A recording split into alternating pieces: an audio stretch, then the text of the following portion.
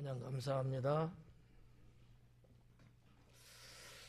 찬양할 때 마이크는 상태가 괜찮은 것 같은데 기도할 때는 왜 이렇게 그냥 엄청 그냥 막 좀 그러죠.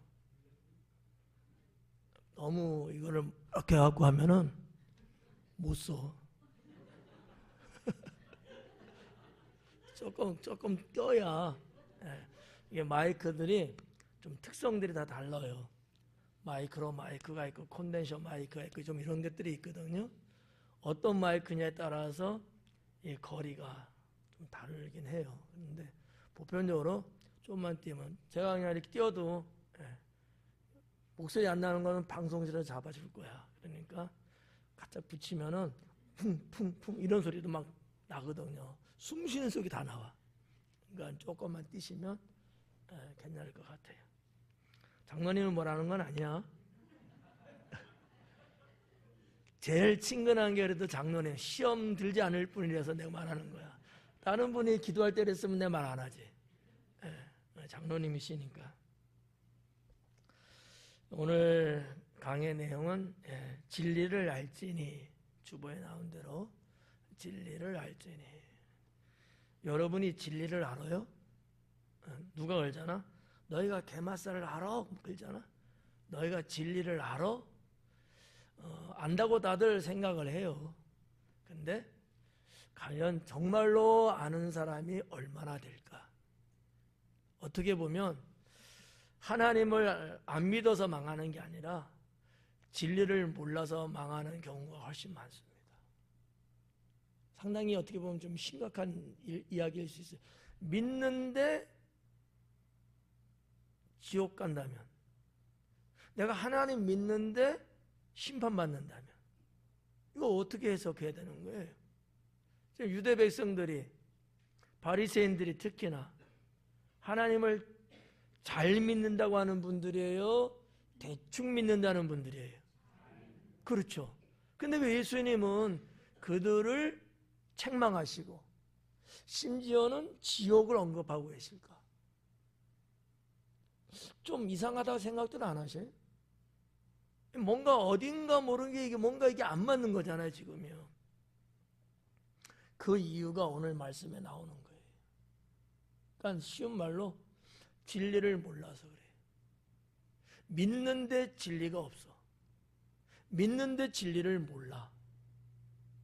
예수님의 제자들이 사역을 하시면서 계속 쫓아다녔잖아요. 예수님 사역 현장에 늘 있었고 정말 하늘의 이적을 베푸는 현장에 늘 있었고, 그럼에도 불구하고 예수님은 그들을 때로는 야단쳤어요.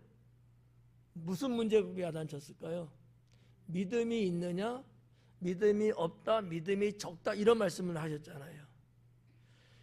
그 믿음이라고 표현했는데 그 믿음의 실제적인 이야기는 너희가 진리를 모르고 있다라는 얘기거든요. 그러니까 우리가 뭐 이렇게 정말 나름대로 열심히 믿는다고는 하는데 이 믿음이라는 개념과 진리를 아는 개념하고는 너무 동떨어지게 살고 있는 것은 아닐까 라는 얘기예요. 그냥 조심스러워서 하는 얘기인데, 그럼 우리가 뭐 지식적으로 뭐 성경을 뭐 알아야지만이 구원을 받느냐? 그건 아니에요. 구분 가시죠? 그건 아니에요. 일자 무식이라도 정말 글씨를 모르고 지식이 전혀 없어도 믿음은 구원받는 건 맞아요. 하지만 그거하고는 지금 제가 말씀드리려고 하는 거하고는 개념이 다른 얘기다라는 얘기예요. 여기 그런 사람은 없잖아요. 일자 무식 계셔요? 글을 하나도 모르는 분은 계실까요? 없잖아요. 이 진리와 믿음은 서로가 동일한 의미이기도 하고 서로가 상호 보완하는 개념이기도 하고요. 그러나 어떻게 보면 또 다른 문제일 수도 있다라는 얘기인데, 오늘 예수님은 이 진리에 대해서 말씀을 이제 계속 하고 있거든요. 오늘 이때 여러분들이 이 진리를 조금 더 명확하게 알고 그 진리가 뭐라는 거, 이것을 우리가 삶 속에서 실천적으로 살아간다면 우리의 신앙은 훨씬 더 하나님이 원하는 방향으로 가까이 갈 거라고 저는 확신합니다. 저 자신부터가 오늘 말씀은 무거워요. 저 자신부터가 어려워. 이거를 풀어나가야 되는데 걱정이에요. 왜냐하면 시간이 필요한 내용들이어서 여러분들의 눈동자가 빛나면 훨씬 수월할 것 같고, 황태 같으면 이해를 못하고 버벅거리면 제가 좀 마음이 편치 못하니까 자꾸 이해를 좀 시키려고 조금 더 이야기를 또 해설을 아무래도 해야 될 것 같고, 그런 내용의 말씀입니다. 자, 아무튼 출발을 할게요. 31절에 그러므로 예수님께서 자기를 믿은 유대인들에게 이르시되, 자, 전체적인 배경을 보는 겁니다. 좀 예수님 계시고 예수님 주변에 사람들이 있는데 이 사람들은 누구예요? 유대인이죠, 당연히. 근데 어떤 사람들이에요? 예수님을 믿고 있는 사람들이다라고 하는 얘기예요. 여기에 대한 부연 설명은 안 할게요. 하니까 오전 예배 때 시간이 상당히 많이 갔어요. 그래갖고 그냥 안 하고 나중에 다음 주나 그 다음 주 정도 말씀을 드릴게요. 자, 일단은 자, 모여 있는 사람들인데 예수님은 그들을 뭐라고 보고 계시느냐? 사도 요한은 뭐라고 기록했냐면 예수님을 믿은 사람들이라는 거예요. 자, 이 정도면 예수님하고의 그 유대적인 거라든지 예수님이 복음 사역하는데 큰 어려움은 없겠죠. 예수님을 믿고 따르는 자들이거든요. 예수님을 해하려고 한다든지 책 잡으려고 꼬투리 잡으려고 지금 계속 정탐하고 그런 게 아니라는 얘기예요. 이게 아주 위험한 거예요. 근데 우리도 예수님을 믿는 건 똑같아요. 근데 여기 예수님을 믿고 있는 이들이 결과론적으로는 예수님을 돌을 들어서 죽이려고 하는 사람들이 되고 있다는 거죠. 이게 이해가 좀 안 가죠. 예수님을 믿지 않고 따르지 않으려고 했던 사람들이라면 가능한 얘기인데 이미 예수님을 믿고 따르는 사람들인데도 불구하고 예수님을 결국 돌로 쳐 죽이려고 하는 극한 상황까지 가 이 사람들이 결국 나중에는 십자가에 못 박게 하는데 앞장섭니다. 결과론적인 얘기예요. 왜 이런 현상이 나타났을까? 자기들이 가지고 있는 생각과 지식과 또 신앙하고 예수님이 보여주시고 말씀하는 거하고 이게 안 맞아요. 단순하게 이적을 베푸시고 좋은 말씀 하시고 이런 것들을 봐갖고는 너무 좋다, 저분이야말로 참이구나 따랐다는 얘기죠. 그런데 자기들이 기존에 갖고 있었던 신앙과 어떤 정신과 어떤 삶의 이런 것들은 안 바꾸고 있는 거예요. 그러니까 당연히 예수님하고는 부딪히는 거죠. 그러면 여러분 같으면은 어떻게 해야 되겠어요? 여러분이 예수님과 부딪히는 거야. 그럼 어떻게 이걸 해결해야 될까요? 예? 내가 바꿔야 되잖아. 여러분 대단하다. 근데 이 예수님 앞에 있는 이 유대인들은 내가 안 바꾸는 거예요. 그리고 계속해서 예수님을 배타적으로 당신이 뭐길래 당신이 잘못 이런 식으로 가는 거예요. 끝자락에는 결국 예수님을 죽이는 자들이 되고 맙니다. 우리들의 모습 속에도 이런 부분이 충분히 있을 수 있어요. 분명히 진리고 성경 말씀이 그렇고 우리가 가지고 있는 신앙의 골자나 어떠한 주제나 핵심이나 이런 것들이 그게 맞는데 내 사상이나 내가 지금 갖고 있는 신앙이나 뭐 이런 것들하고 좀 어긋나는 거야. 내가 바꿀 생각을 했는데 내가 안 바꾸고 오히려 성경을 바꿔야 된다는 식같이 이런 형태, 이게 이제 문제다라고 하는 거죠. 그 부분에 대해서는 점점 가면 갈수록 이제 여러분들이 성경을 통해서 보게 될 텐데, 오늘은 그런 부분이라는 것만 살짝 제가 말씀드리고 넘어가는 거예요. 무슨 말인지 이해 갑니까? 예. 이해 정말 가야서 가는 거예요. 예. 안 가는데도 간다고 해갖고 나를 그냥 가게끔 하면 안 돼요. 예. 자, 그래서 자기를 믿은 유대인들에게 사도 요한이 이 부분을 의도적으로 딱 기록한 것 같아요. 의도적으로. 그들에게 이르시되 너희가 내 말에 거하면 참으로 내 제자가 되고. 자, 예수님은 지금 주제를 꺼낸 게 뭐냐면 내 제자가 되는 문제예요. 자, 누구 제자요? 예수님 제자예요. 왜 그러려고 따라다니는 사람들이니까. 저들이 뭐 속셈은 어떻든지 간에 예수님 제자가 되고 싶어서 따라다니는 것은 맞아요. 이것을 예수님이 아시고 내 제자가 되려고 하는 거 맞지? 라는 거예요. 내 제자가 되려고.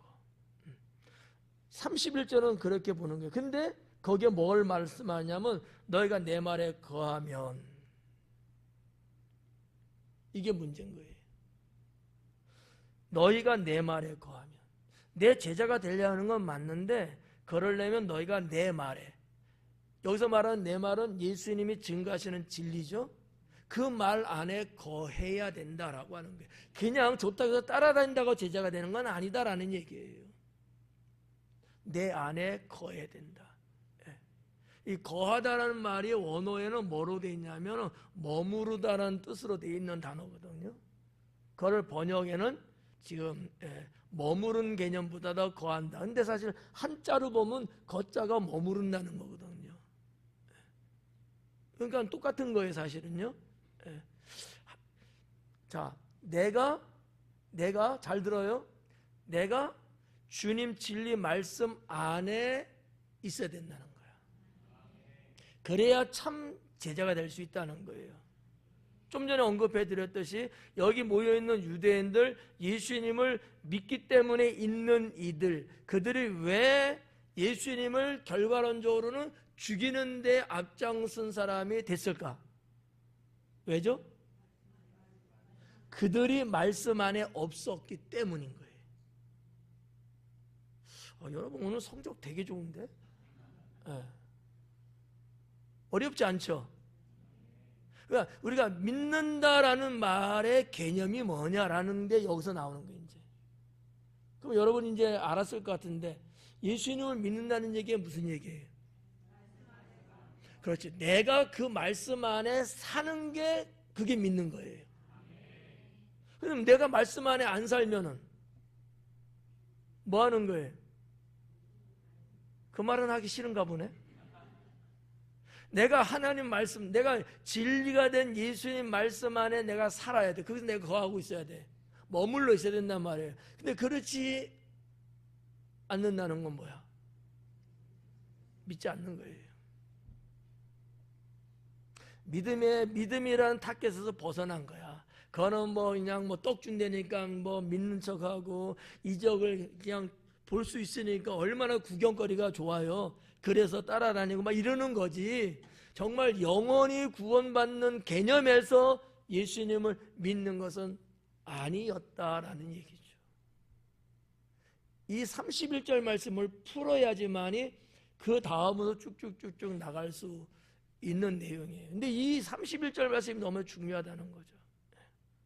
오전 예배 때는 이거 갖고 한 15분 정도 갔어요. 너희가 내 말에 거하라. 그러면 참 제자가 될 수 있다. 거하고 있는 사람들한테 거하라고 말하겠어요? 오히려 거하니까 잘하였도다 이렇게 말해야 되겠지. 거하고 있지 않기 때문에 예수님이 지금 말씀하는 것 아니겠습니까? 공감돼요? 네. 내가 믿음으로 살지 않을 때는 믿음으로 살아야지 이런 얘기를 해주잖아요. 근데 믿음으로 살고 있을 때는 잘하고 있어. 더 열심히 하자고. 이렇게 대화가 오고 가는 게 맞는 거예요. 그러니까 여기 모여있는 믿음의 사람들, 예수님 믿는다고 있는 이 사람들은 예수님이 보는 관점에서는 내 말에 거하고 있지는 않고 있는 사람들이다라고 보신 거죠. 이걸 사도 요한이 정확하게 아주 날카롭게 지금 지적하고 있는 거죠. 그러면 내 말에 거한다는 게, 내 말에 머무른다는 게 어떤 의미를 갖고 있는 걸까? 뭐가 과연 예수님 말씀 안에 내가 들어가서 살고 있다는 걸까? 한 세 가지로 보면, 첫째는 경청하는 겁니다. 하나님 말씀을 경청하는 거예요. 자, 구분해서 말씀드릴게요. 하나님 말씀을 듣는다는 것과 하나님 말씀을 경청한다는 것은 어때요? 같아요? 어느 정도 달라요? 어느 정도 다를까요? 엄청나게 달라요. 네. 듣는 건 그냥 이렇게 듣는 거예요. 그냥. 경청은요, 이런 표현은 좀 써볼까요? 귀를 쫑긋하고 모든 주의를 다 차단하고 거기에만 집중하는 거예요.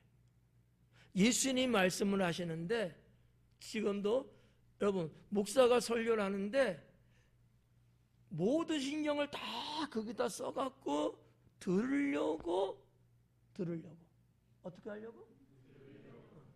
근데 여러분 가만히 있잖아. 들으려고 앞사람이 눈에 가리면은 좀 이렇게 비켜봐요. 아니면 내가 이렇게 와서 들으려고, 이런 그런 어떤 액션적인 부분이 있을 정도여야 된다는 얘기예요. 그게 경청이에요, 쉬운 말로. 그러니까 내가 예수님 말씀하시는 진리 그 말씀 안에 들어가 머물러 있다는 얘기는 이 경청한다는 게 1순위다라는 거지. 믿음은 어디서나 들음에서 난다는 이 들음은 그 경청을 말하는 거예요. 그냥 뭐 이렇게 바람 바람 부네 이런 게 아닌 거예요. 거기에 내 생명을 부여할 정도로 들으려고 애쓰는 거죠. 두 번째는 순종입니다. 주님의 그 말씀에 내가 그 말씀에 들어간다는 얘기는 순종을 암시하고 있다라는 얘기죠. 순종. 하나님 말씀에 대한 순종. 세 번째는 생활이에요. 내가 그 말씀 안에 있다는 얘기는 내 생활 속에 그 말씀이 드러나요. 나타나요. 내가 뭐를 하나 하더라도 내가 말씀을 중심으로, 말씀을 근거해서 내가 하게 된다는 거지. 공부를 할 때도 우리 학생들이 하나님 말씀을 근거로 해서 하나님이 공부에 대한 말씀을 직접적으로 언급한 것은 아니지만, 그러나 하나님이 믿는 사람들이 자기가 처해 있는 환경에서는 어떻게 대해야 되는가, 이런 부분들은 성경에 많이 나와 있거든요. 이것을 응용해서 본다면 공부하는 학생들은 어떻게 돼요? 하나님 말씀을 내 삶 속에 그대로 나타날 수 있도록 공부하는데도. 그러면 자, 시험을 보는데 컨닝을 해야 될까 말아야 될까? 했잖아. 제가 목사고시 그 시험 볼 때도 목사님 되겠다는 분들이 자꾸 컨닝을 해. 어려워요. 문제를 많이 내진 않아. 저도 한 3문제, 4문제 정도밖에 안 내거든요. 그렇지만 이 큰 A4 A3 정도 같은 큰 데다 빼곡하게 쓴단 말이죠. 그래갖고 묘안을 내기를, 목사님 되겠다는 분들이 시험 보면서 시험에 걸려갖고 죄지으려고 그러지 말고 차라리 보고 써라. 제가 허용을 해요. 보고 써라.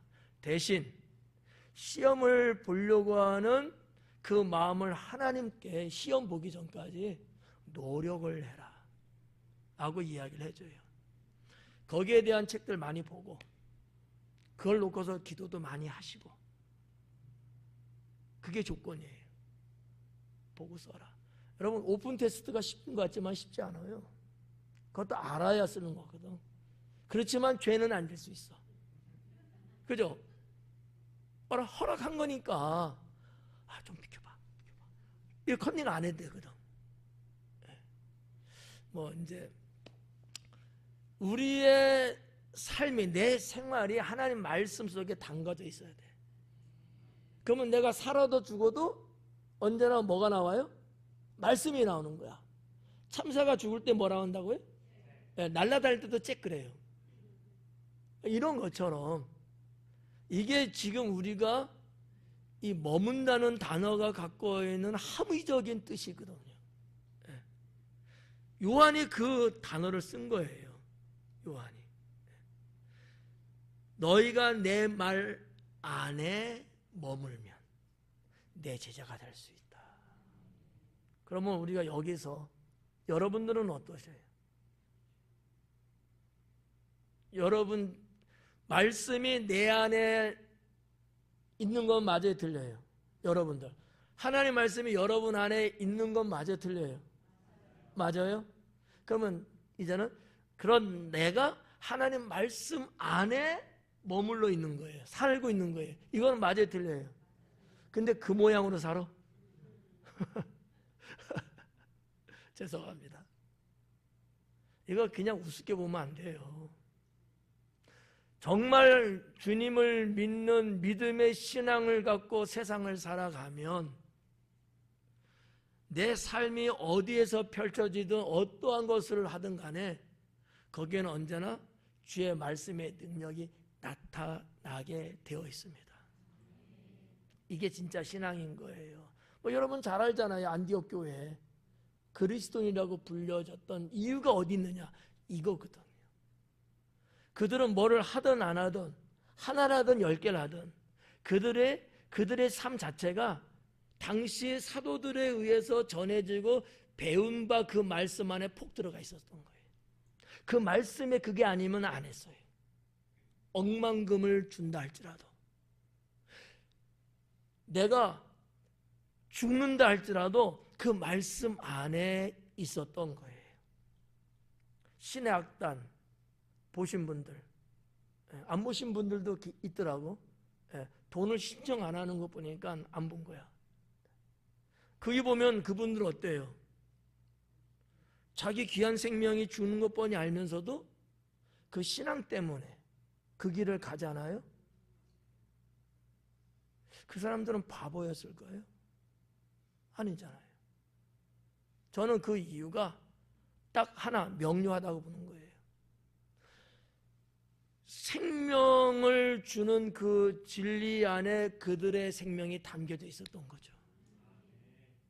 그래서 조금도 그것을 후회하지를 않아요.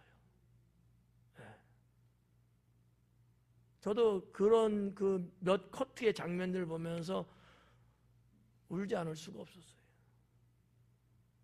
나는 어떨까? 정말 기가 막힌 일이잖아요. 꼬맹이 아들이 그 일기장을 선생님 앞에서 읽으면서 결국 들통이 나가고 그 어머니가 끌려가고 애가 보는 앞에서 결국 총을 맞아 죽고 말이지. 근데 이 아이는 그걸 사실은 까마득하게 잊고 살면서 오히려 더 자기 사촌형이에요, 삼촌이에요. 죽는 것까지도 오히려 해갖고 처형을 시키는 일에 앞장서고, 물론 결과는 그가 주님께로 돌아오깁니다마는 그와 같은 일련의 사건들이 왜 가능했느냐라는 거예요. 이거는 북한 크리스찬들의 얘기가 아니고 훨씬 더 역사적으로 앞서 있었던 그 믿음의 선진들, 로마의 그 억압과 핍박 속에서 원형극장에서 맹수에 의해서 죽어가는 현장에서도 그들은 찬양을 부를 수 있었고 그들은 웃을 수 있었다는 거예요. 이건 역사에 기록된 내용들이거든요. 그래서 로마 시민들이 그 광경을 보면서 막 미쳐버리는 거죠. 뭐가 저들을 저렇게 만들 수 있었을까? 조금 학식 있는 분들은 여기에 충격을 받고 그 부분을 연구를 하고 저들이 믿는 신이 만약에 하나님이라면 내가 믿어봐야 되겠다. 그 이후로 로마의 귀족들 중에 많은 사람들이 예수님을 믿는 것으로 돌아옵니다. 이게 진짜라는 거예요. 그러니까 오늘 예수님의 이거를 우리가 별것 아닌 거를 그냥 한 줄 읽고 넘어갈 수는 있지만 너무나 중요한 것 아니겠는가라는 거죠. 자, 넘어갈게요. 이것만 할 수 없으니까. 네, 그래야 참으로 내 제자가 된다. 이거 32절에 진리를 알지니 진리가 너희를 자유롭게 하리라. 어지간한 성도님들은 이 한 구절 정도는 다 아마 알고 있지 않을까. 진리를 알지니 진리가 너희를 자유롭게 한다. 자, 진리가 몇 번 나오죠? 그것도 오전 예배다 못하네. 내가 착각했다. 오전 예배 때 성적이 좋을 줄 알았더만 아니네. 진리가 몇 번 나와요? 이 앞에 나오는 진리와 뒤에 나오는 진리는 같은 걸까요? 다른 걸까요? 같으면서 다르고 다르면서 같고. 언어적으로는 같아요. 문자적으로는 같은 거예요. 알레데이아. 같은 건데 뜻과 의미는 달라요. 제가 해석하기 그런 거예요. 진리를 알지니, 자, 이 진리는 예수님을 말하는 거라고 저는 봐요. 지금 나를 믿는다고 따라오는 사람들, 또 그렇지 않은 사람들, 허다한 사람들 다 있잖아요. 예수님이 원하는 게 뭐냐면 나를 알아야 된다는 거야. 저들이 나를 모르기 때문에 내가 하나님에 의해서 보냄받은 자, 세상의 죄악을 구원하기 위해서 온 자, 메시아인데 그거를 저들이 몰라줘요 지금. 맞나요? 이러면 9시에 끝나요. 죽어도 41절까지는 갈 거거든. 그러니까 진리를 알지니 이 안다는 개념은 진리가 되신 예수님을 말하는 거라고 저는 보는 거예요. 네. 진리는 뭐가 진리죠? 뭐가 진리예요? 하나님의 말씀이 진리잖아요. 그럼 예수님은 뭐예요? 하나님의 말씀이에요. 요한복음 1장에서 사도 요한은 그 부분부터 짚고 시작했거든요. 말씀이 육신이 되어 이 땅에 왔다는 거지. 말씀이신 그분이 이 땅에 온 거예요. 누구를 말하고 있는 거죠? 메시아를 말하는 거예요. 그분이 예수님이잖아요. 그럼 우리가 좀 더 성경의 역사를 거슬러 쭉 올라가고 맨 꼭대기 올라가 보자고요. 하나님이 천지를 창조하실 때에 뭐라고 창조하셨어요? 그렇게 뻥치지 말고 있는 그대로 빛이 있으라 하심에 빛이 있었고. 그러면 주님의 창조가 6일로 쭉 나오잖아요. 하나님은 무엇으로 6일 동안 그런 것들을 다 창조하신 거예요? 다 말씀이에요. 그 말씀은 삼위일체 하나님에 있어서 제2위격인 성자 하나님, 그분을 말하는 거거든. 그러니까 태초에 천지를 창조할 때도 말씀으로 창조했어요. 그 말씀이 누구냐? 그분이 성자 하나님, 이 땅에 육신을 입고 오셔서 예수님. 이거 모르고 있으면은 이단한테 넘어가요. 그래서 사도 요한은 1장부터가 이런 부분을 언급하고 들어오는 거예요. 그러니까 공간 복음하고 요한 복음은 그런 맥락에서 결이 전혀 다르다고 제가 말씀드렸잖아요. 달라요. 마태, 마가, 누가는 사건을 중심으로 계속 기록이 거의 다 된 거고요. 요한복음은 영적인 부분들을 가지고 기록을 했다 이렇게 보는 거죠. 달라요. 그래서 그 진리예요. 너희가 진리인 나를 지금 계속 몰라보고 있잖아. 껄핏하면 나를 어떻게 좀 죽여보려고. 만약에 정말 저들이 내가 메시아라는 걸 알았으면 죽이려고 할까요? 못하지. 하나님 들여서 어떻게 해요? 하나님이 보낸 것 같는데. 그래서 예수님은 지금 진리를 알아야 된다는 거야. 너희가 나를 알아야 된다. 모르고 있지 않느냐? 여러분은 예수님을 아십니까? 여러분이 예수님을 죽이고 있는지도 몰라요. 그랬어요. 내 삶이, 나의 말, 나의 행동, 나의 생각이 내가 정말 메시아 되신 주님을 잘 모르기 때문에, 그런 것 때문에 내가 오히려 주님을 죽음으로 매몰고 있는지도 몰라요. 내가 믿는 그 주님이 누군지를 잘 모르고 믿는 거야. 이게 참 비참한 거죠. 그래서 우리도 2000년 전에 이 사람들뿐만 아니라 우리도 진리를 알아야 된다는 거예요. 그러면 어떻게 된다는 겁니까? 자유롭게 된다는 거예요. 자유롭게 된다. 여기서 말하는 이 자유, 한 몇 가지 정도, 뭐로부터의 자유를 예수님은 언급하고 계시는 걸까? 첫째, 죄입니다. 죄로부터 자유예요. 지금 유대인들은 하나님 경건하게 믿는다고 하고 모세 율법을 들이밀면서 이것만이 정경이다, 이것만이 최고다 뭐 등등을 하면서 그렇게 쭉 나오고 있잖아요. 근데 지금 어디에 걸려 있을까요? 죄에 걸려 있단 말이죠. 그래서 예수님 말씀은 뭐예요? 독사의 자식들아, 회칠한 무덤, 외식하는 자들이에요. 너희가 음부를 피하려고 할 생각하지 마라.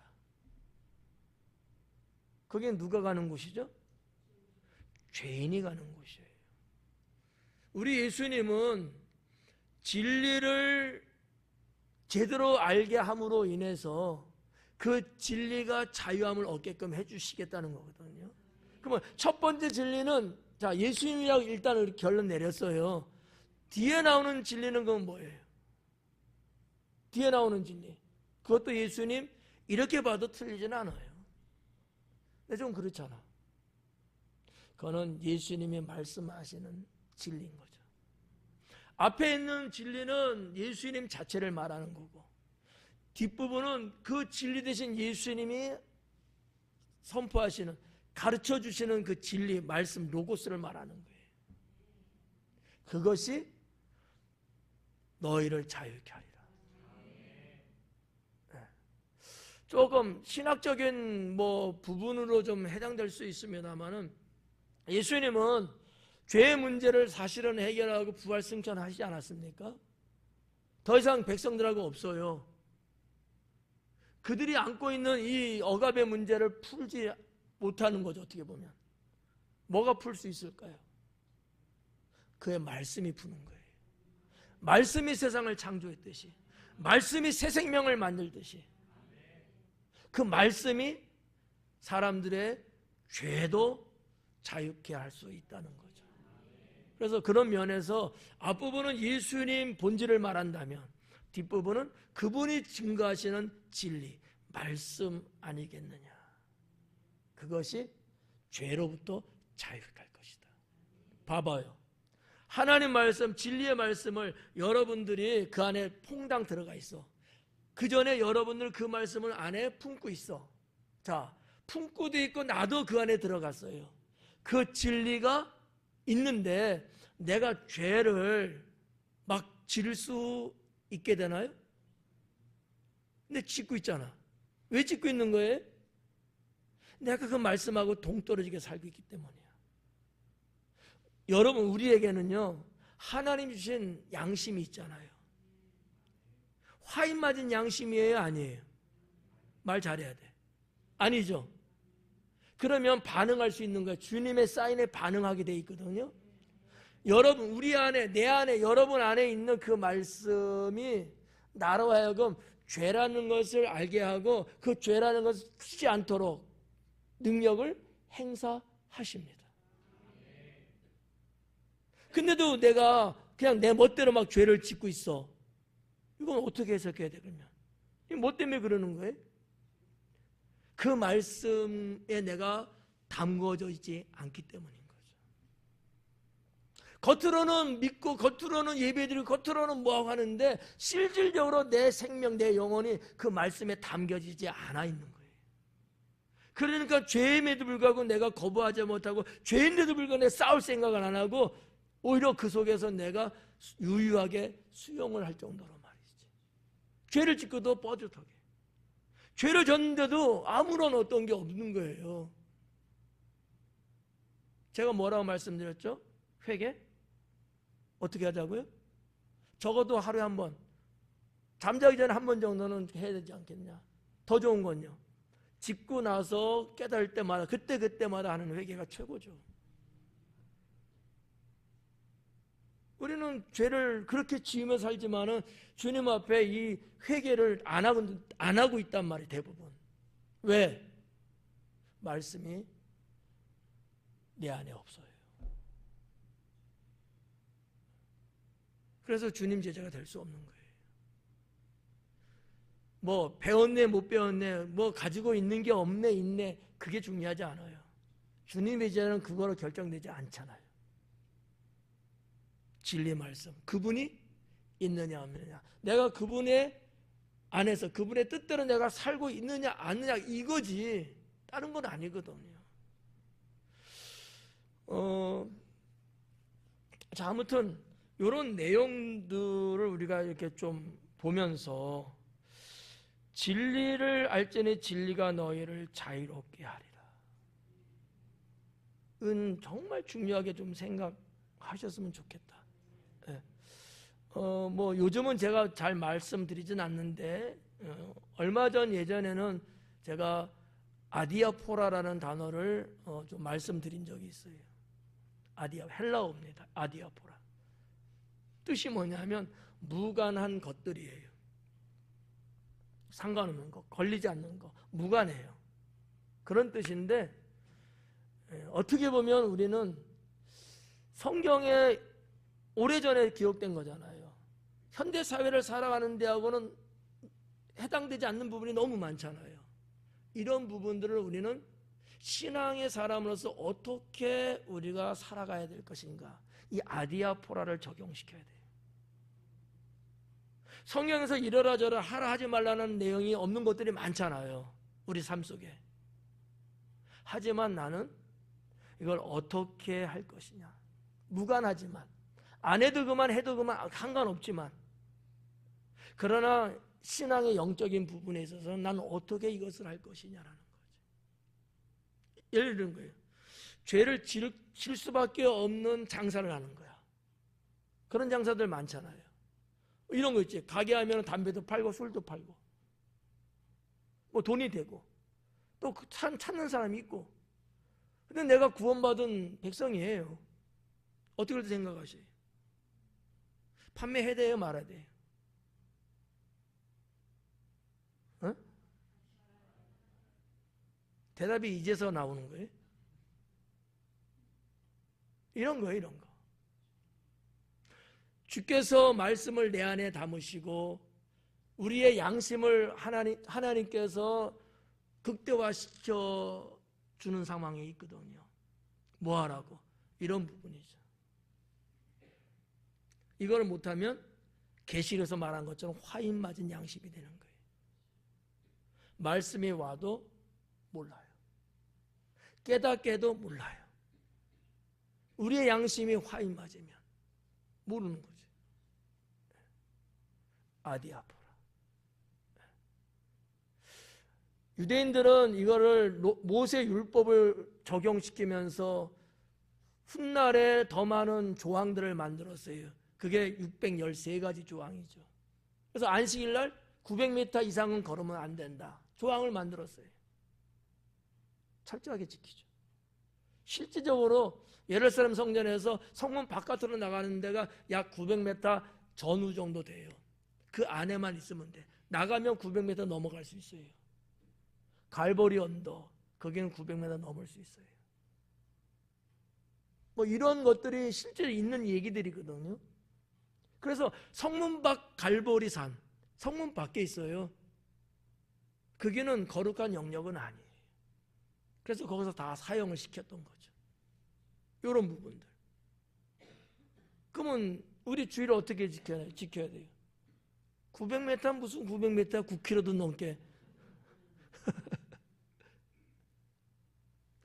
이런 것들을 우리가 하나님 말씀에 조목조목 기록은 안 됐지만 그 말씀의 의미가 뭐고 뭐를 말씀하고 있는가를 우리가 응용을 해서 아디아포라로 적용시켜야 되는 거지. 성경에 TV 보지 말라는 말 있나요? 없죠. 평상시 TV 보잖아요. 주일날은 어떠세요? 예배 끝나고 집에 가시면 TV 보셔야 안 보셔요? 보기도 하고 안 보기도 하고. 보면 죄가 안 보면 죄가 아니고. 맞나요? 그건 아니잖아. 이런 게 아디아포란 거예요. 그 시간, 주일이라는 개념 등등을 내가 어떻게 하나님의 사람으로서 그 주일 날을 보낼 것인가. 이런 게 아디아포라라는 거예요. 이해 가시나요? 자, 넘어갈게요. 자, 그래서 진리를 알지니 진리가 너희를 자유롭게 했는데 여기서 말하는 이 진리 말씀드린 것처럼 예수님께서 전하는 말씀이에요. 자, 그러면 우리가 여기서 한번 살펴보자고요. 사탄은 말이죠, 진리를 왜곡시켜요. 예수님은 진리를 전하시는데, 예수님은 진리를 가르쳐 주시는데 사탄은 진리를 왜곡시키고 있다는 사실이죠. 자, 그 비근한 예를 성경에서 한번 찾아볼까요? 예수님께서 공생의 사역하시기 전에 성령에 이끌려 사탄에게 가서 시험을 받죠. 사탄이 3가지 시험하지 않습니까? 생뚱맞은 거로 시험하나요? 아니면 성경에 기록된 말씀을 갖고 시험하나요? 이것도 모르면은 낙점이야. 성경에 기록된 말씀을 근거로 해서 예수님을 시험을 해요. 무슨 얘기예요? 진리를 왜곡시키고 있다는 거지. 그 말씀은 하나님 말씀 맞는데 의도가 유혹하기 위해서 왜곡시키고 있다는 얘기죠. 배고프잖아. 당연히 배고프죠. 40일 금식했는데. 빵 만들어 먹어도 괜찮아. 하나님 뭐라 하지 않을 거야. 뛰어내려. 너 발도 안 다칠 거야. 천사가 와서 받들어 줄 거야. 정말 그럴까 안 그럴까요? 그럴 수 있어요. 하지만 누구의 말이에요? 사탄의 말이에요. 진리를 왜곡시키고 있다니까요. 이게 사탄이에요. 사탄은요, 하나님을 대적하게 만듭니다. 사탄은 교회를 공격하게 만듭니다. 사탄은요, 주님의 일을 회방하게 만듭니다. 열매를 보면 알 수 있잖아요.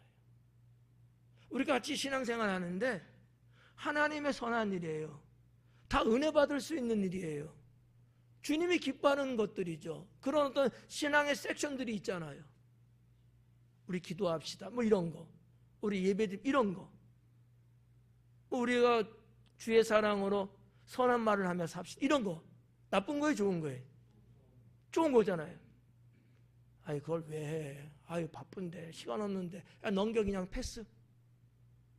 오히려 그런 어떠한 신앙 안에서 영성을 마치 좀 잘못되고 이상한 것처럼 편리주의로 가려고 한다는 거지.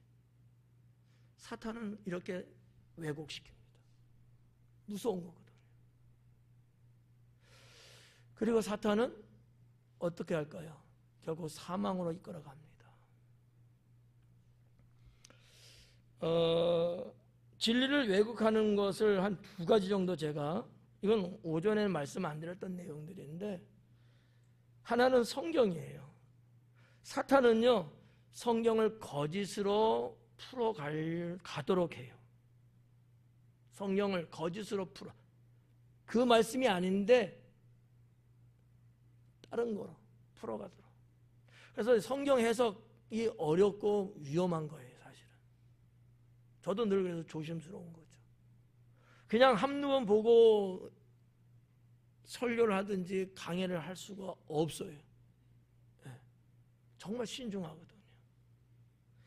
그리고 2번째는 성경을 아예 가르치지 않으려고 해요. 이게 사탄이 원하는 거거든요. 그래서 성도들을 완전 성령의 문맹인으로 만들어버리는 거야. 분명히 성령은 하나님이 우리에게 주신 구원의 책이잖아요. 근데 이거 몰라도 되는 거죠. 몰라도 되는 거죠. 여러분 죄송하지만 예배 때 그냥 설교만 듣고 성경 본문의 말씀 찾아만 보고 끝. 성경을 정말 알 수 있을까요? 알 수가 없죠. 그래서 강해해드리는 거예요. 강해는 일반 설교보다 거의 10배 정도, 적어도 5배에서 10배 정도 더 힘들어요. 더 많은 시간이 필요하고요. 여러분도 힘들 거야. 설교 한 3, 40분 하면 되잖아. 근데 못난 목사가 강해는 막 1시간씩 하거든. 여러분 얼마나 힘들어요. 더군다나 피곤하게 예배 나오셨는데. 네. 성경을 안 가르쳐. 가르치면 이상한 것처럼 자꾸 몰아가. 진리를 왜곡시키고 있다는 얘기죠. 두 번째는 뭐가 진리를 왜곡하는 거냐면 설교에 대한 얘기예요.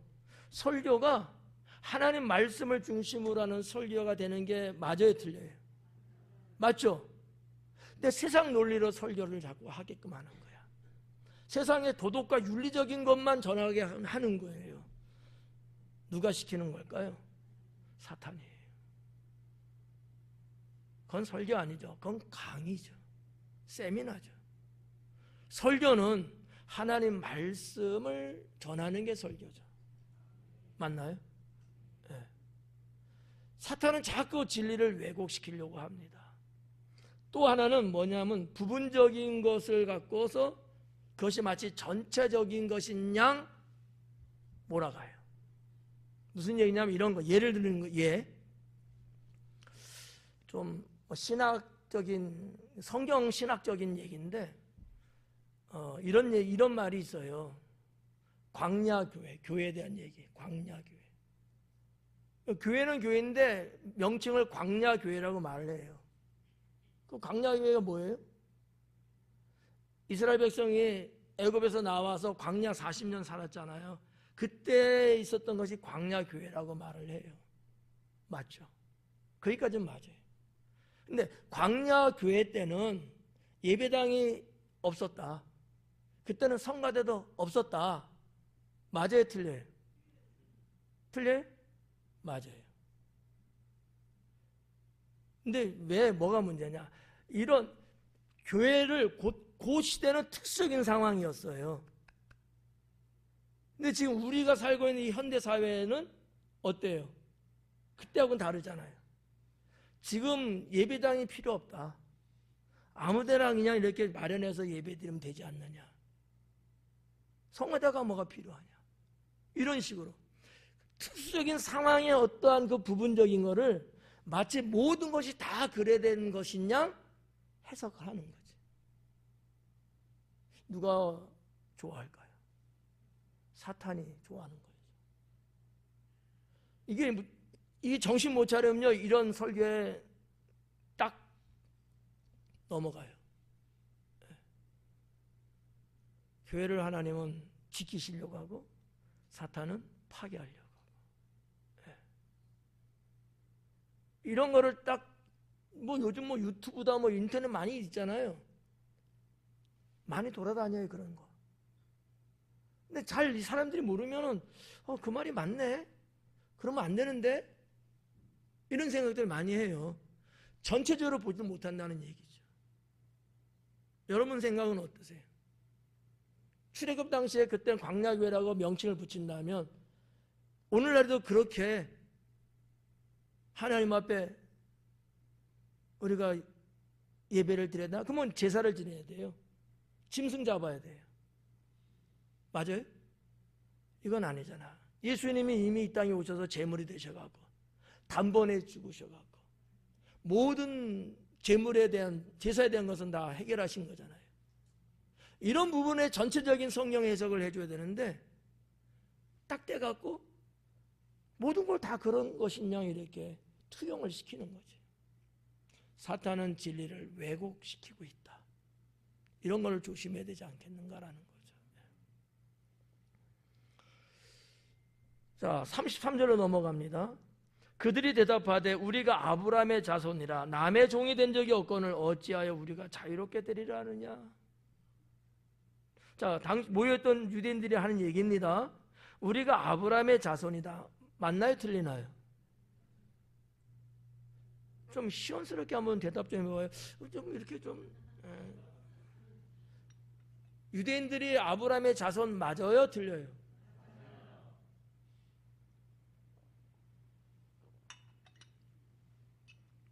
목이 여러분이 꽁짝꽁짝 안 하면 얘가 더 열받아. 그래가지고 아브라함 자손 맞죠?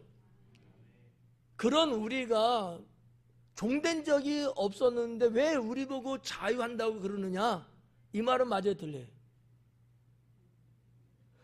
구분 안 가죠. 그래서 목사가 있는 거예요.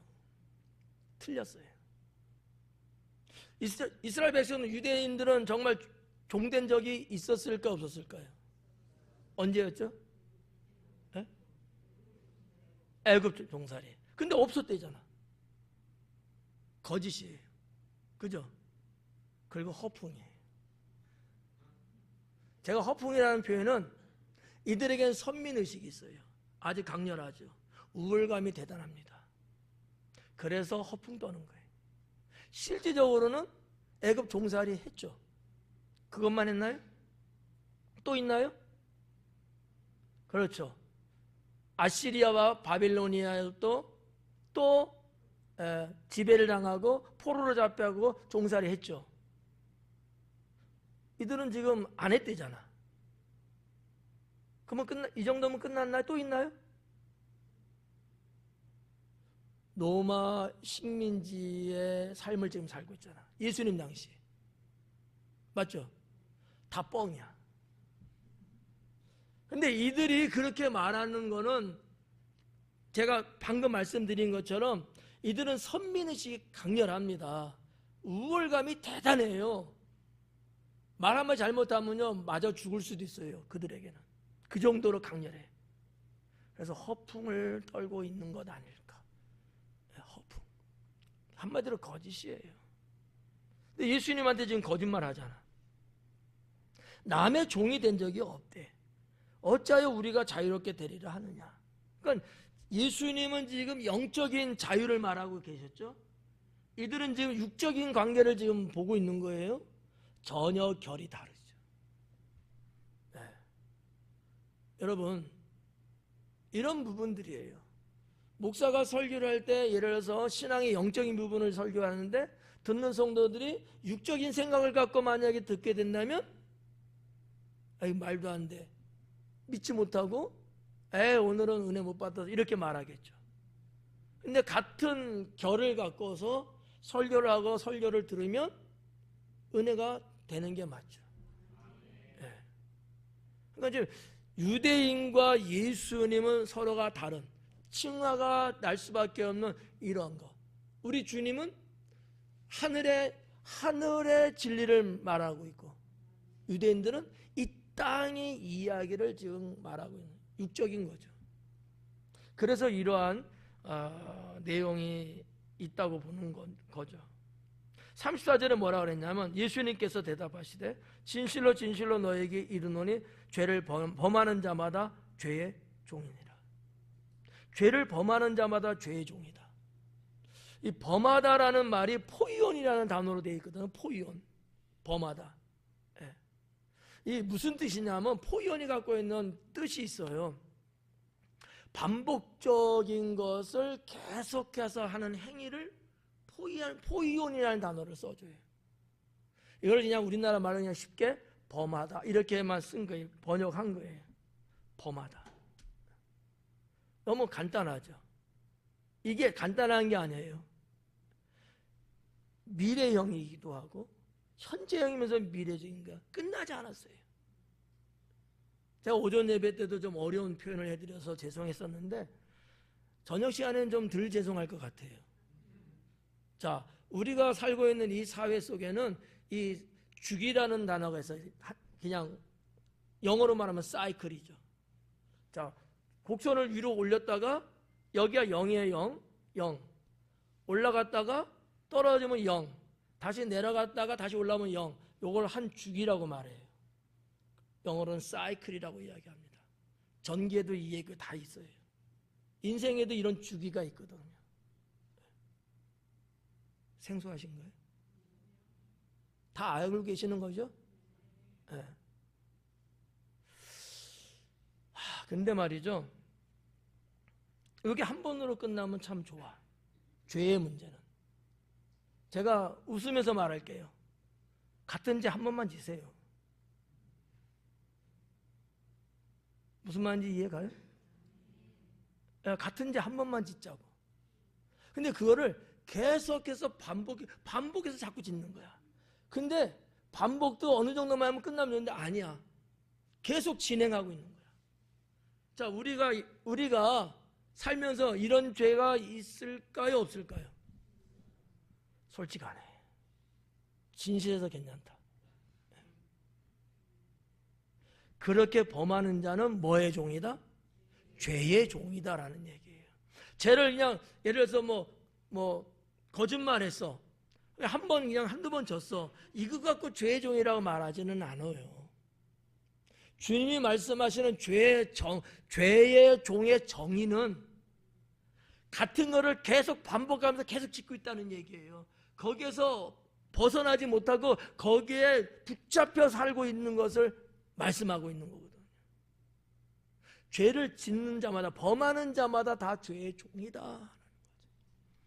누구를 녹화하는 얘기일까요? 당시에 유대인, 바리새인들. 근데 오늘날 우리도 그들처럼 살면 죄의 종인 거죠. 우리는 그렇게 살았어요, 옛날에. 예수님 믿기 전에, 구원받기 전에 그렇게 살았어요. 아니?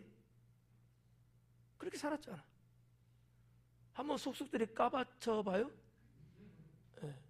그렇게 살았어요. 근데 앞에 있는 말씀을 한번 다시 도입해 보면 진리가 너희를 자유케 한다 그랬잖아. 뭐로부터 자유라고 아까 말씀드렸어요? 죄로부터 자유를 주셨거든요. 죄로부터 자유. 이 자유 속에 들어가 있는 비밀이 하나 있는데 그게 뭐냐? 회개와 용서인 거예요. 회개와 용서. 이게 없으면 우리는 자유할 수가 없죠. 이게 신비로운 거예요. 이게 은혜죠. 네. 저도 그렇고 여러분도 그렇고 솔직하게 장로님 안 그래? 같은 죄 자꾸 짓고 있잖아. 말 안 해도 알아요. 저도 그래요. 그래서 우리에게는 하나님 주신 자유가 뭐예요? 회개하고 용서받을 수 있는. 네. 그러니까 한 절 그거로 끝나는 게 아니고 지금 이 8절에 있는 말씀은 계속 연결돼서 내려가고 있는 말씀들이거든요. 네. 그래서 35절에 이렇게 말합니다. 종은 영원히 집에 거하지 못하되. 종은 영원히 집에 거하지 못한다. 종과 아들을 이야기합니다. 종과 아들. 자, 앞부분에서 뭐라 그랬어요? 죄의 종이니라. 그러면 여기서 말하는 이 아들은 누구예요? 예수님이에요. 아들은 집에 영원히 거하는데 종은 그러지 못하다. 죄를 계속해서 반복적으로 짓는 자는 다 죄의 종인데 그들은 집에 영원히 거할 수 없다는 거예요. 그 집은 의미적으로 어디에? 주님 나라죠. 있을 수가 없어요. 그러나 아들은 있는 거예요. 아들은 누구예요? 믿는 자들이죠.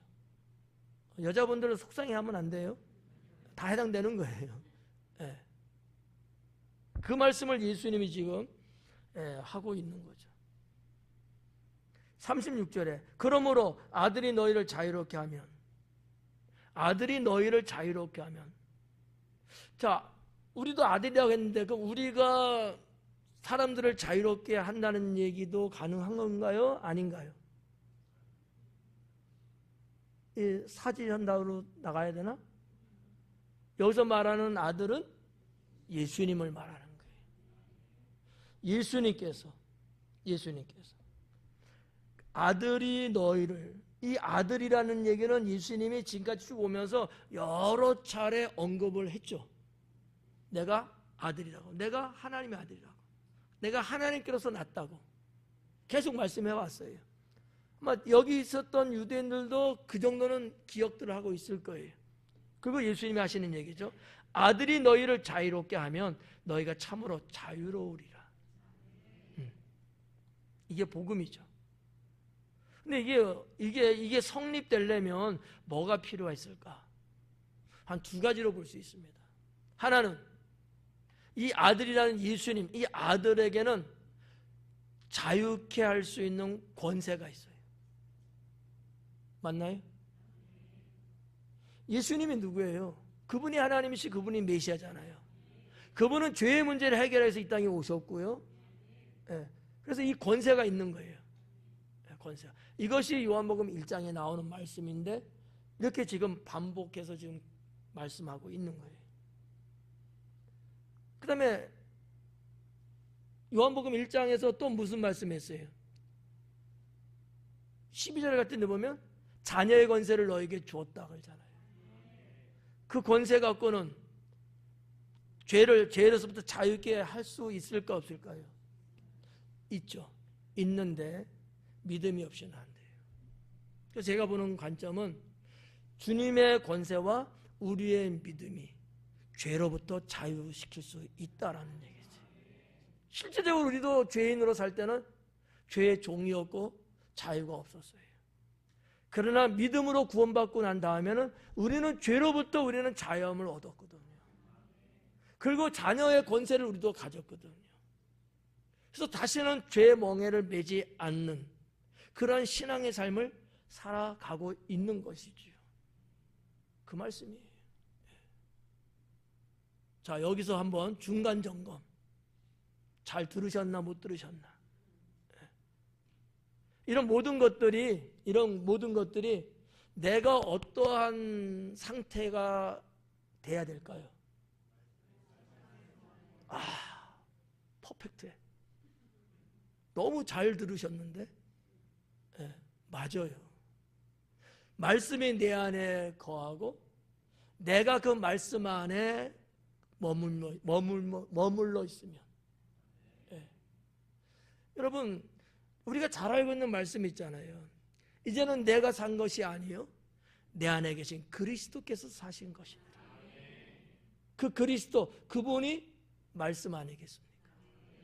그 말씀 되신 주님이 여러분 안에 계시는 거예요. 그래서 여러분 안에서 능력을 최대로 발휘하시죠. 그래서 여러분이 죄에 거하지 않게끔 하는 거지. 이해 가세요? 여기까지가 이제 중간 점검. 근데 다들 합격하신 것 같아. 자격증 드려야 되는데. 오늘 상당히 기분이 상쾌합니다. 보람이 있어요. 그렇다고 끝난 건 아니에요. 좀 더 할게요. 괜찮나요? 네. 37절에 나도 너희가 아브라함 자손인 줄 아노라. 그러나 내 말이 너희 안에 있을 곳이 없으면 나를 죽이려 하는도다. 나도 너희가 아브라함 자손인 줄 알아. 그런데 내 말이 너희 안에 없어서 너희가 나를 자꾸 죽이려고 해. 이렇게 지금 기록된 거예요. 37절은. 원어 성경에는 이렇게 돼 있지는 않아요. 이 순서가 어순이 바뀌었어요. 이런 거예요. 너희가 나를 죽이려 하는도다. 왜냐하면 내 말이 너희 안에 없기 때문이다. 이게 훨씬 더 이해가 편한 것 같아. 이해하기가 쉬운 것 같아. 언어적으로. 네. 비슷한가요? 너희가 나를 죽이려고 해. 왠 줄 알아? 내 말이 너희 안에 없기 때문에 너희가 나를 죽이려고 하는 거야. 내 말이 너희 안에 있으면 너희가 나를 죽이려고 하지 않고 너희가 구원받은 백성이 되는 거지. 이 말씀이거든요. 왜 말을 이렇게 바꿔서 번역했는지는 잘 모르겠어요. 제가 볼 때는 원래대로 번역하는 게 훨씬 더 이해가 좀 빠르지 않을까. 나도 너희가 아브라함의 자손인 줄 안다. 그러나 내 말이 너희 안에 있을 것이 없으므로 나를 죽이려 하는구나. 뜻은 전달은 되는데 그 이유 이런 것들이 조금 번역이 안 돼 있거든. 왜냐하면 이런 것들이잖아요. 그런 게 훨씬 더 문법적으로 있었으면 좀 낫지 않았을까. 충분히 이해 가시죠? 무슨 말인지? 네. 자, 여기서 하나만 짚고 넘어갈게요. 내 말이 너희 안에 있을 것이 없다. 예수님은 뭐를 생각하시고 이런 말씀을 하셨고 그런지 안 그런지는 모르겠지만 이 말씀, 이 표현하고 주님이 비유로 들었던 말씀하고 뭔가 연관된 사건이 하나 있어요. 그게 뭐냐면 씨 뿌리는 자의 비유입니다. 몇 가지죠? 네? 4가지. 뭔지 다 알아요? 첫 번째? 길가. 두 번째? 돌짝밭. 세 번째? 가시떨기. 네 번째? 옥토. 이 4가지 중에 뭐에 해당될까요? 너희가 내 말을 받아들이지 않아. 내 말이 너희 안에 없다는 거야. 이유하고 4가지 비유하고 어떤 것이 연결고리가 가능한 걸까요? 돌짝 나왔고 또 길가 나왔고 4가지 다 나올 3가지는 다 나올 것 같아요. 3가지 길가입니다. 돌짝이나 가시덤불은요 씨가 심어지고 덮이고 그랬는데 자라면서 이게 안 된 거예요. 길가는요 길은 사람들이 밟으면서 딱딱해져서 씨앗이 떨어지만 들어가지 못했어요. 바로 새들이 먹어 치웠다는 얘기잖아요. 지금 유대 백성들의 심령은 주님의 말씀을 아예 받아들이지 않고 있어요. 딱딱한 길가와 같은 상태인 거죠. 이것 때문에 이 말씀한 건 아니겠지만 우리는 이런 말씀을 보면서도 주님의 비유 말씀에 그 말씀하셨는데 이게 그런 격이겠구나. 오늘날 우리도 주님이 들려주시는 말씀, 그게 여러분이 뭐 음성을 듣든지 아니면 뭐 이렇게 마음의 소리가 들려오든지 아니면 설교를 듣든지 할 때 말씀을 내가 받아들이는 사람은 우리가 보통 뭐라 그래요? 옥토라고 표현하잖아요. 그래서 예배 전에 말씀 듣기 전에 이미 우리가 옥토가 되어서 그 말씀을 우리가 내 심령에 새기고 이런 생각들 하잖아요. 근데 난 죽어도 나는 그 말 못 믿겠어. 무슨 상태예요? 길가 상태인 거야. 유대인 백성과 똑같은 거야. 예수님의 공생애 3년, 이때쯤이면 지금 3년 됐어요. 3년, 6개월 남았다 그랬잖아요. 3년 정도면은 이미 이 말씀을 받아들일 만한 세월이에요. 여전히 안 받아들여요. 얼마나 답답했으면.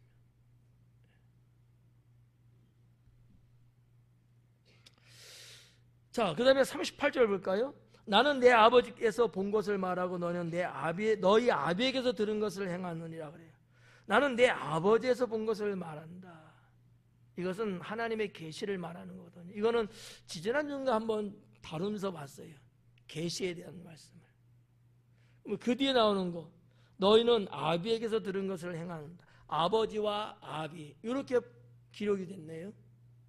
아버지와 아비는 같은 존재예요? 다른 존재예요? 아버지라는 것과 아비라는 것, 말이 같은 거죠. 근데 왜 다르게 썼지? 원어에도 파테르로 돼 있어요. 둘 다. 앞에 있는 아버지는 하나님 아버지, 뒤에 있는 너희 아비는 틀렸어요. 마귀를 말하는 거예요. 마귀. 우리가 읽은 41절에는 없지만 그 이후에 보면 너희 아비 마귀가, 예수님이 이렇게 이야기합니다.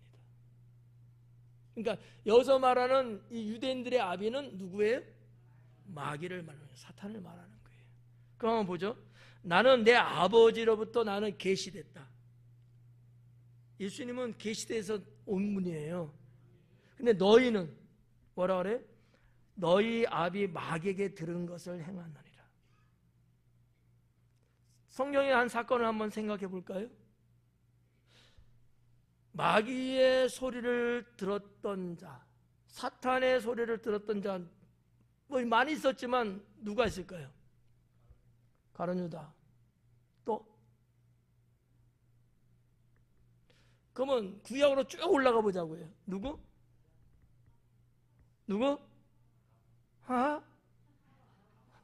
하와. 하나님의 음성 들었나요? 사탄의 음성을 듣고 그가 선악을 알게 나무의 실과를 따먹고 자기 남편한테 주고. 역시 사이가 너무 좋아. 여러분, 아까도 얘기했지만 사탄은 이렇게 유혹하는 자잖아요. 우리가 이 듣는 거를 참 잘 들어야 됩니다. 말하는 것도 사실 잘해야 되지만 사탄은 언제나 우리에게 속삭여요. 정말 위험합니다. 이런 부분들을 좀 신앙의 영성에서 좀 체크하고 좀 찾아내면 참 좋겠다. 뭐 이 사람이 와서 막 쏙닥 저 사람이 막 쏙닥 썰고 뭐 다 자기가 진리고 자기가 맞는 말이고 그냥 내 말대로 해. 그러면 잘 될 거야. 뭐 저저 막 이렇게 이야기해줘요. 들어보면 다 맞는 것 같아. 그때 하와도 그랬다고 그러더라고요. 그게 맞는 줄 알았대요. 자기도. 예. 이제 와서 하는 얘기지만 이거를 지금 예수님은 지금 나름대로 어느 정도는 그렇게 말씀한 건 아닐까. 너희 아비에게서 들은 것을 너희는 말하고 있다. 진리를 왜곡시킨다고 말씀드렸잖아요. 계속 사탄은 그렇게 작업을 합니다. 그런 말에 휙 넘어간 거예요. 구별을 못하고. 그래서 사도 요한이 나중에 요한 1, 2, 3서 썼을 때 무슨 얘기합니까? 너희가 영을 다 믿지 말고 그 영이 누구에게 속했는가 봐라. 영을 분별하는 자가 되라는 거예요. 많은 은사가 있지만 마지막 때는 영을 분별할 수 있어야 된다는 겁니다. 그만큼 사탄이 유혹하는 속삭임이 크다라는 얘기지. 내가 이재동 집사님에게만 말하는 건데 아무한테 말하지 마요. 이런 식으로. 그리고 내가 이병철 장로님한테도 말했고 김동현 장로님한테도 말했어. 근데 말이 퍼졌네. 누구 책임이에요? 집사님 책임인 거야. 집사님만 알고 있으라 했는데 이런 식으로 사탄은요 자꾸 거짓을, 허황된 것을 말하면서 속이고 또 속이고. 이해가요? 그거를 예수님이 지금 내가 아버지로부터 계시된 자와 너희는 마귀로부터 들은 자 이렇게 딱 갈라서 구분하고 계시더라라는 얘기죠. 자, 넘어가서 39절에 대답하여 이르되 우리 아버지는 아브라함이라 하니 예수님께서 이르시되 너희가 아브라함의 자손이면 아브라함이 행한 일들을 해야 될 것 아니냐.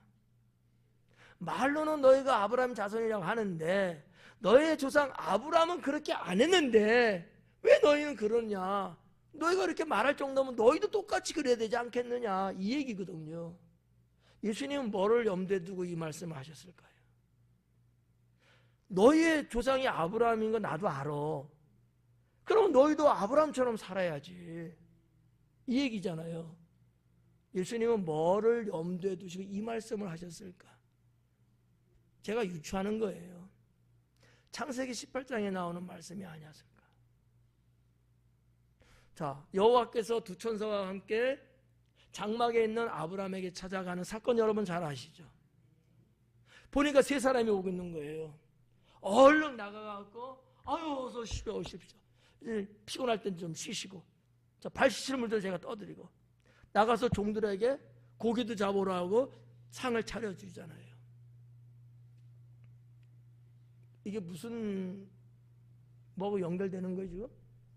연결돼야 안 돼요? 뭐가 되는 거예요? 그렇죠. 영접. 너희의 조상 아브라함은 하나님을 보고 사람을 보고도 영접을 그렇게 했다. 결국 하나님과 천사잖아요. 나는 그렇게 너희가 하지 않고 있지 않느냐. 영접에 대한 문제예요. 성도 여러분, 정말 영접 잘해야 합니다. 그렇잖아요. 아니 그냥 뭣도 모르고 뭐 아무것도 없으면 우리가 뭐 영접하냐만 이러지만 이미 다 이렇게 자기를 계시했어요. 자기를 소개하고 다 알렸다고요. 영접하는 문제예요. 마음의 문이 닫힌 자는 영접 안 하죠. 자, 아브라함은 아주 영접을 권하게 했어요. 근데 만약에 아브라함이 그 세 사람을 쳐 죽일 수도 있지 않았을까요? 그렇잖아요. 정탐꾼인가? 우리의 세간을 염탐하려고 온 건 아닐까? 저쪽 다른 족속이 보는 건 아닐까? 이런 식으로 말이죠. 그런 내용이 다분히 이 속에는 있지 않겠느냐라는 얘기죠. 아브라함의 자손이면 아브라함이 행한 일들을 할 것이거늘 지금 하나님께 들은 진리를 너에게 말한 사람이 나를 죽이려 하는도다. 너희 조상은 영접을 그렇게 했는데 왜 너희는 나를 죽이려고 하느냐? 비교하고 있는 거죠. 우리가 다 아는 얘기지만 아브라함은 그날 그로 인해서 하나님이 이런 약속을 합니다. 천하 만민이 다 너로 인해서 복을 받을 것이다. 맞죠? 토시 안 틀릴 거야 아마. 유대 백성들이 당시에도 예수님을 구주로 영접했다 하면 천하 만민이 다 너희로 말미암아 복을 받는 거죠. 이런 말씀을 갈라디아서나 그 뒤에 나오는 말씀들 보면 우리도 아브라함 믿은 그 믿음으로 너희가 믿으면 너희도 아브라함의 자손이다 라는 얘기를 했거든요. 그럼 우리는 어떻게 해야 돼요? 주님을 영접하는 게 맞아요? 아니면 주님을 죽이는 게 맞아요? 영접하는 게 맞죠. 그런 자가 복을 받는 거라는 거예요. 그런 자가. 그 내용이 이제 여기 쭉 있는 거죠. 한 두 가지는 생략하고 넘어갈게요. 40절 지금 하나님께 들은 진리를 너에게 말한 사람이 나를 죽이려 하는도다. 아브라함은 이렇게 하지 아니하였느니라. 다 나와 있죠. 아브라함은 그러지 않았다는, 영접하는데 죽이고 막 이러지 않았다는 거예요. 41절 너희는 너희 아비가 행한 일들을 하는도다. 여기서 말한 아비는 누구예요? 마귀. 이제는 안 속네. 아브라함 아니죠? 마귀 사탄인 거죠. 너희는 너희 아비가 행한 일들을 하는도다. 대답하되 우리가 음란한 데서 나지 아니하였고 아버지는 한 분뿐이시니 곧 하나님이시로다. 그래요. 맞는 얘기예요? 틀린 얘기예요? 자, 여기 봐봐요. 우리가 음란한 데서 나지 아니했고, 이게 무슨 생뚱맞는 얘기예요? 우리는 음란한 데서 나지 않았대. 그러니까 우리가 믿는 분은 한 분이시고 그분은 하나님이시래요. 뒷부분은 나도 인정하고 아멘이에요. 근데 왜 이 말, 우리는 음란한 데서 나지 않았다. 왜 이 말을 예수님한테 대놓고 했을까? 이유는 이런 거예요. 당시 유대 사람들 중에는요, 예수님을 음란한 자에서 태어난 거라고 생각들을 했어요. 왜죠? 처녀가 아이를 배했잖아요. 처녀가. 말이 돼요? 아니, 뻐젓이 자기 남편이 있어. 남편은 아니요. 그 음란하다고 본 거야. 네. 실제적인 얘기예요. 이래서 하나. 이렇게 보는 경우 하나. 또 하나는 예수님을 사마리아인으로 취급하는 분위기가 있었어요. 예수님이 사마리아 사람인가요? 아닌가요? 그 어디 사람이에요? 유대 사람. 베들레헴 유대 지역이니까. 근데 그 사람은 어디? 유대 말고 갈릴리 지방, 나사렛. 그럼 결국은 사마리아 전혀 해당이 안 되잖아요. 유대 지방, 사마리아, 갈릴리 지방이거든요. 다 해당이 안 돼요. 근데 왜 사마리아인이라고 사람들이 그 당시에 말을 했을까? 사마리아 사람. 몇 가지 이유가 있습니다. 첫째, 모세 율법을 무시했다. 모세 율법을 귀하게 절대적으로 신봉하고 믿어야 되는데 예수님 보니까 그러지 않은 거예요. 그럴 수 있는 자는 누구냐? 사마리아 사람밖에 없다는 거예요. 유대인이라면 당연히 그러지 않는다고 그들은 확고하게 믿고 있거든요. 이게 이유가 하나. 두 번째, 예수님은 유대인의 전통을 따르지 않는다는 거예요. 따르지 않을 자도 당연히 사마리아 사람밖에 없다, 이렇게 보는 거죠. 세 번째, 예수님은 사마리아 지역에 들어가서 그들과 먹기도 하고 같이 잠도 잔다. 이게 이유예요. 유대인이라면 절대 그러지 않는다. 강의하면서 제가 말씀드린 게 있죠. 자, 유대 지방, 사마리아 지방, 그 다음에 갈대아 지방, 갈릴리 지방, 중간에 껴갖고 올라갔다 내려갔다 해야 되는데 딱 사마리아가 있어. 그래서 어떻게 한다 그랬어요? 돌아서 간다 그랬잖아요. 시간이 더 걸려도. 그 정도예요. 땅을 발로 슬쩍만 밟아도요, 부정하다고 해서 피했어요. 그런데 예수님은 보란 듯이 사마리아 막 들어가고 막 며칠 동안 같이 뭐 자기도 하고 먹기도 하고 막 이러는 거잖아요. 유대인이라면 절대 저러지 않는다. 저건 분명히 사마리아 사람이다. 이렇게 봤던 시각이 그 당시에 있었다라고 하는 얘기죠. 처음 듣는 얘기죠. 가끔씩 해드릴게요. 사마리아는 말이죠, 왜 부정합니까? 혼혈족이에요. 저번에 말씀드렸죠. 아수르가 북이스라엘 멸망시키고 자기들의 민족들을 이주시켜가고 같이 살면서 혼합시켰단 말이지.